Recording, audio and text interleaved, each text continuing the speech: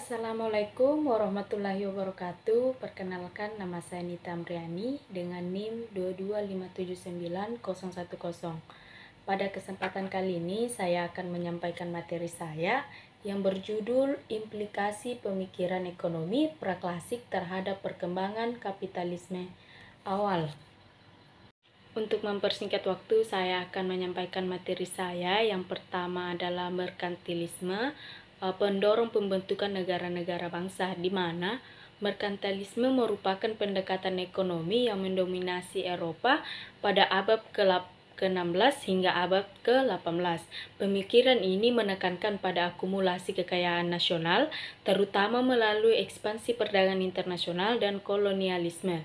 Implikasi utama dari pemikiran merkantilisme terhadap perkembangan kapitalisme awal itu ada 5, di mana yang pertama adalah pentingnya akumulasi kekayaan nasional, yaitu merkantilisme mengajarkan bahwa kekayaan suatu negara terutama berasal dari akumulasi logam mulia seperti emas dan perak. Oleh karena itu, negara-negara merkantilis berusaha untuk memperoleh lebih banyak emas dan perak melalui ekspor lebih besar daripada impor. Implikasi ini mendorong perkembangan industri dan perdagangan dalam negeri untuk menghasilkan barang-barang yang dapat diekspor dan menarik emas dari luar negeri. Yang kedua adalah pembatasan ekspor dan promosi industri dalam negeri, yaitu untuk meningkatkan surplus perdagangan. Negara-negara merkantilis seringkali menerapkan kebijakan proteksionis seperti tarif tinggi terhadap impor dan subsidi untuk industri dalam negeri. Hal ini mengarah pada pembatasan persaingan internasional dan perlindungan terhadap industri-industri dalam negeri yang baru berkembang. Yang ketiga, peran intervensi pemerintah yang aktif, yaitu merkantilisme menganjurkan peran pemerintah yang aktif dalam ekonomi untuk mempromosikan kepentingan nasional. Pemerintah terlibat dalam regulasi perdagangan, pengembangan infrastruktur seperti pelabuhan dan jaringan transportasi, serta pendirian koloni untuk memperluas pasar dan sumber daya alam.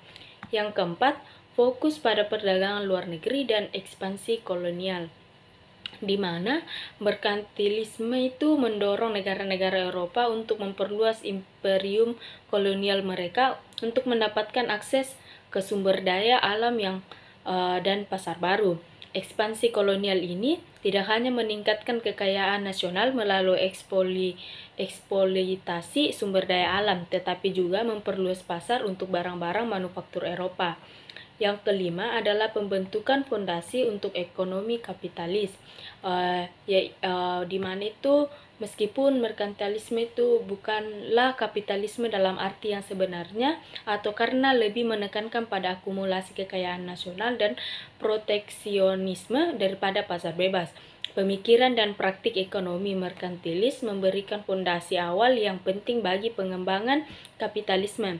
Ini termasuk pengembangan industri dalam negeri, perdagangan yang terorganisir, dan peran pemerintah dalam mendukung pertumbuhan ekonomi.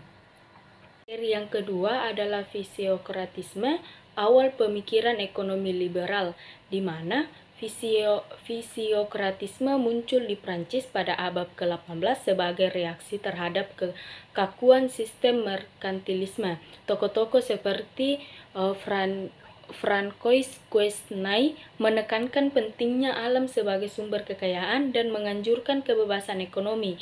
Implikasi dari fisiokratisme terhadap kapitalisme awal mencangkup yang pertama, pentingnya sektor pertanian sebagai sumber utama kekayaan, di mana fisiokratisme menganggap sektor pertanian sebagai sumber utama kekayaan ekonomi suatu negara.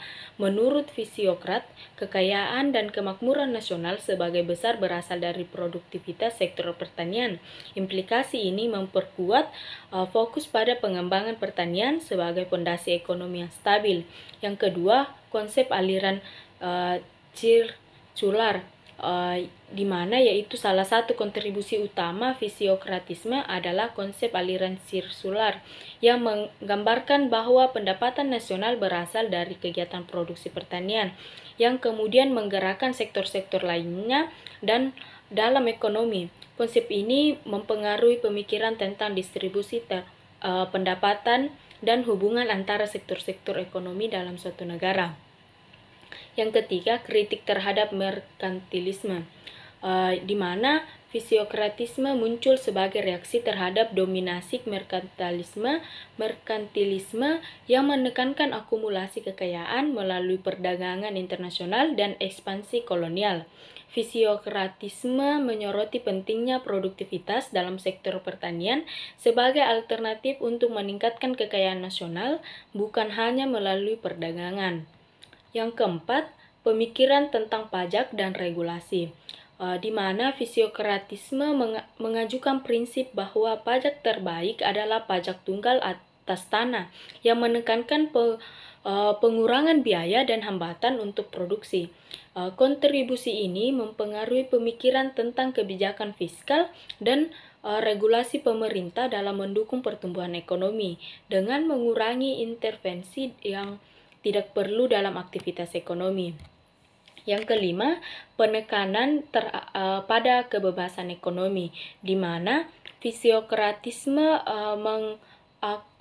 mengadvokasi kebebasan ekonomi, terutama dalam sektor pertanian, untuk memungkinkan produktivitas maksimal dan pertumbuhan ekonomi yang berkelanjutan.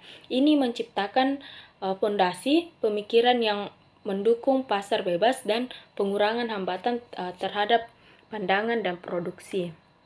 Yang ketiga yaitu penyatuan pemikiran, perkembangan kapitalisme awal, pemikiran ekonomi praklasik dari merkantilisme dan fisiokratisme.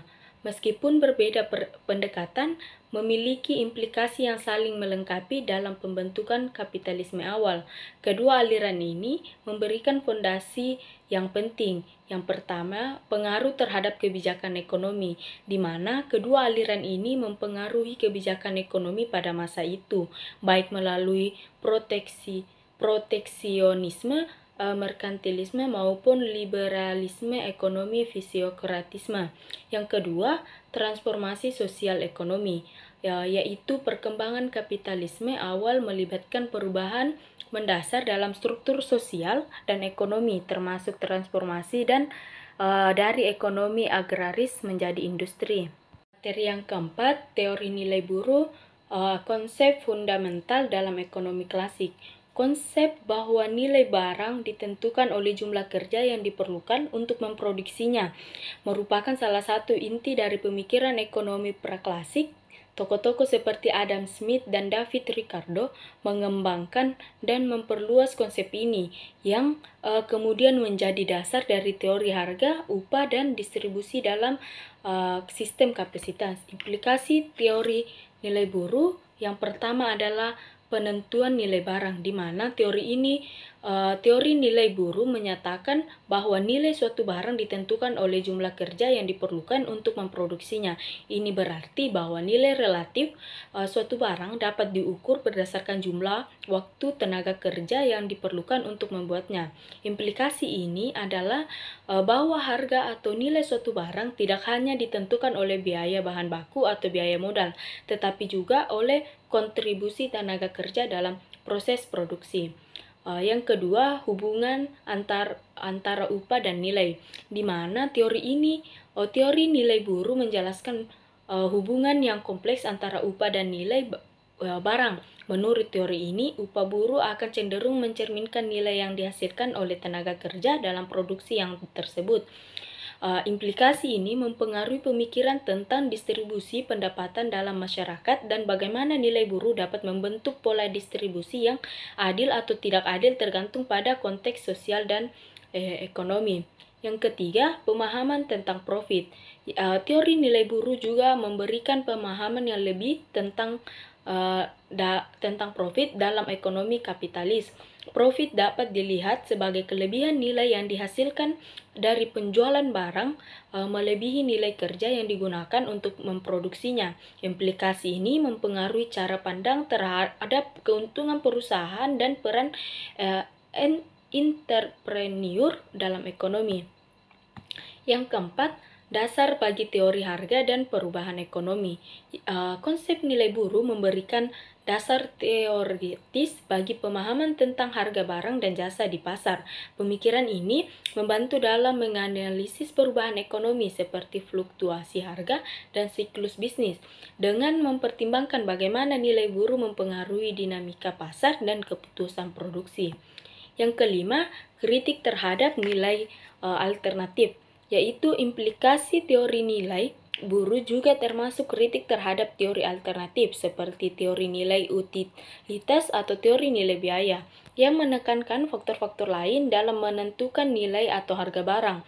Ini menciptakan kerangka kerja bagi diskusi untuk mengembangkan lebih lanjut dalam teori ekonomi, termasuk dalam konteks kapitalisme awal dan pembentukan teori ekonomi klasik. Kesimpulannya adalah pemikiran ekonomi praklasik termasuk merkantilisme, fisiokratisme, dan teori nilai buruh memberikan fondasi teoritis yang penting bagi perkembangan kapitalisme awal. Mereka menanam prinsip-prinsip kebebasan ekonomi individu, perlunya regulasi yang terbatas, serta pentingnya produktivitas dalam pengembangan ekonomi nasional. Kontribusi ini tidak hanya membentuk dasar bagi ekonomi klasik yang kemudian muncul, tetapi juga memberikan arah bagi sistem ekonomi kapitalis yang terus berkembang hingga saat ini. Dengan demikian, pemikiran ekonomi praklasik berperan krusial dalam membentuk landscape ekonomi modern yang kita kenal pada saat ini. Itulah materi yang dapat saya sampaikan. Kurang lebihnya mohon dimaafkan. Wabillahi taufiq wal hidayah. Wassalamualaikum warahmatullahi wabarakatuh.